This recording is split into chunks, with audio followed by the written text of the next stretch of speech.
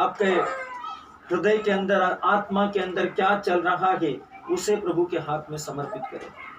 आपकी लाइफ में क्या है, उसे प्रभु को समर्पित करें। आपका भविष्य में क्या है, प्रभु को समर्पित करें। आपका वर्तमान में क्या है, उसे प्रभु को समर्पित करें। आप कैसे हैं, वैसे ही प्रभु को अपने आप को समर्पित करें। पूर्ण रूप से प्रभु के हाथ में सौंप दे अपना जीवन, अपना सर्वस्व। हमारे जीवन की सभी कमजोरियों के साथ में, कमियों के साथ में हम प्रभु के सामने अपने आप को अर्पण करें। परमेश्वर को समर्पित करें अपना जीवन, अपना सब कुछ प्रभु को दे।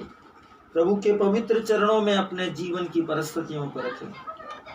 हो सकता है आपको गुस्सा आता हो सकता है आप बहुत ज्यादा दूसरों पर खिसियाते हो सकता है आप परिस्थितियों के कारण कुड़कुड़ाते या बड़बड़ाते हो सकता है आपको छोटी छोटी बातें, दूसरों की कोई भी छोटी छोटी बातें पसंद नहीं है जो आपके आत्मसम्मान को ठेस पहुंचा देती हो सकता है कि आपको ऐसा लगता हो कि सब कुछ आपके विरोध में बात की जा रही है।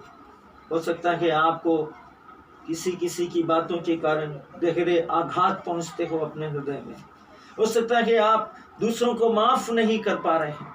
हो सकता है आप अपने स्वाभिमान को सबसे ज्यादा महत्व देते हो सकता है कि आप अपने आप को जो कुछ भी करते हो, दूसरों को वो अहंकार से भरी हुई बातें लगती हो सकता है आपका जीवन में घमंड हो सकता है आपका जीवन के अंदर अशुद्धता हो सकता है आपका जिंदगी के अंदर किसी भी प्रकार की बुरी आदत हो।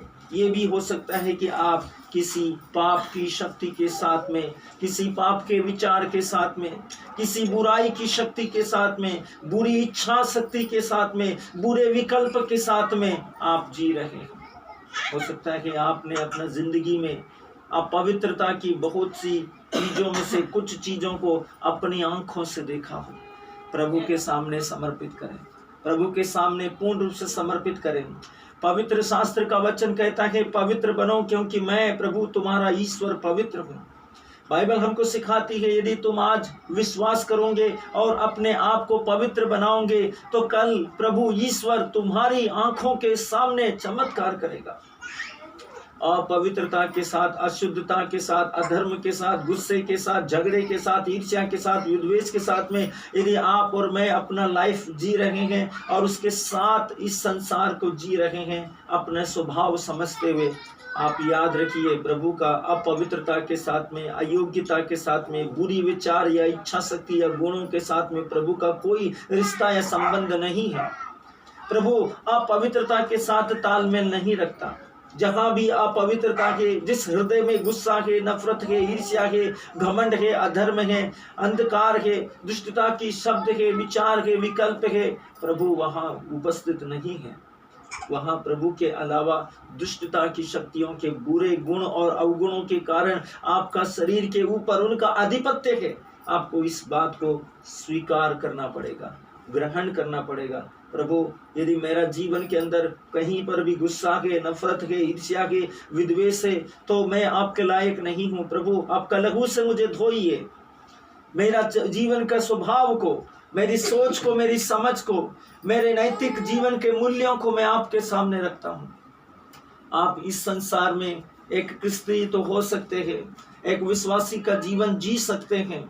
विश्वासी का जीवन जीकर आप कम्युनियन सर्विस में प्रभु यीशु का पवित्र शरीर और रक्त को भी ग्रहण कर सकते हैं, लेकिन वो प्रभु के सामने सुग्राह्य बलिदान के रूप में ग्रहण योग्य नहीं होगा। यदि आपका और मेरा हृदय के अंदर गुस्सा है, आपका और मेरा हृदय के अंदर नफरत है, आपका और मेरा हृदय के अंदर क्षमाशीलता का भावना नहीं है, आप किसी को क्षमा नहीं कर रहे हैं, उसको अपना जीवन में उस गुस्से के साथ में उसको माफ न करने की आत्मा के साथ में हमेशा गुस्से से देख रहे हैं किसी दूसरे व्यक्ति को जिसने आपका जिंदगी के अंदर बहुत दुख और निराशा को लाया है, और आप उसको कभी भी माफ नहीं करेंगे, ऐसा विचार आपका जीवन के अंदर है। आपका प्रार्थना, विश्वास, समर्पण, यूकरिस्ती, कम्युनियन सर्विस में प्रभु का पवित्र शरीर और रक्त को लिया हुआ हर एक विधि में, जिस पवित्र विधियों में आपने बड़े श्रद्धा, भक्ति और विश्वास के साथ में भाग लिया है, वो कोई काम का नहीं है मेरे प्रियो, वो सब का सब व्यर्थ है। प्रभु का वचन स्पष्ट कहता है, प्रभु ने हमको उदाहरण दिया है, अपने शत्रुओं को माफ करो, अपने बैरियों के लिए प्रार्थना करो, जो तुमसे घृणा करते हैं उन्हें आशीष दो, जो तुम्हें श्राप देते हैं उन्हें आशीर्वाद दो। प्रभु ने हमको सिखाया है मेरे प्रियो। हम इस संसार के लोग नहीं हैं, हम इस सृष्टि के लोग नहीं हैं, हम स्वर्ग के हैं। हम लहू से नहीं हैं, रक्त से नहीं हैं, मांस से नहीं हैं, मनुष्य की इच्छा से नहीं हैं, हम परमेश्वर की आत्मा से उत्पन्न हैं। हमारे अंदर परमेश्वर का आत्मा है, हमारे अंदर परमेश्वर की महिमा का प्रभुत्व की घोषणा करने वाला आत्मा है। इसलिए हम इस संसार के नहीं हैं। यदि हम इस संसार के नहीं हैं तो इस संसार का कुछ भी गुण हमारे जीवन में नहीं होना चाहिए, कुछ भी विचार हमारे जिंदगी के अंदर नहीं होना चाहिए। और यदि वो है तो आप अंधेरे में हैं। आप सोचते होंगे कि आप उस गुण के साथ में चंगे हो जाएंगे, असंभव है मेरे प्रियो। आप सोचते हैं आप उस गुण के साथ में पूर्ण रूप से आशीष पा जाएंगे, ये भी असंभव है मेरे प्रियो। परमेश्वर का वचन स्पष्ट रीति से बोलता है, यदि आपका और मेरा जिंदगी के अंदर इस प्रकार का विचार है, आप याद रखो पेतरुस को प्रभु यीशु ने क्या कहा था, दूर हट जा शैतान, तुम मनुष्यों की बातें करते हो, तुम ईश्वर की नहीं मनुष्यों की बातें करते हो। सर्वशक्तिमान ईश्वर का वचन में अपने विश्वास की घोषणा करें, सर्वशक्तिमान ईश्वर का वचन में अपनी सत्यनिष्ठा की घोषणा करें। आप परमेश्वर के सामने हैं, उस ईश्वर के सामने हैं जो आपकी जिंदगी को, आने वाले भविष्य को हमेशा हमेशा के लिए बदल सकता है, उसको परिवर्तित कर सकता है, उसको आशीषित कर सकता है, उसको चंगाइयों से, अनुग्रहों से, सामर्थ्य से भर सकता है। अब ऐसा परमेश्वर के सामने है, ऐसा ईश्वर की सभा में है जो आपके अगले पिछले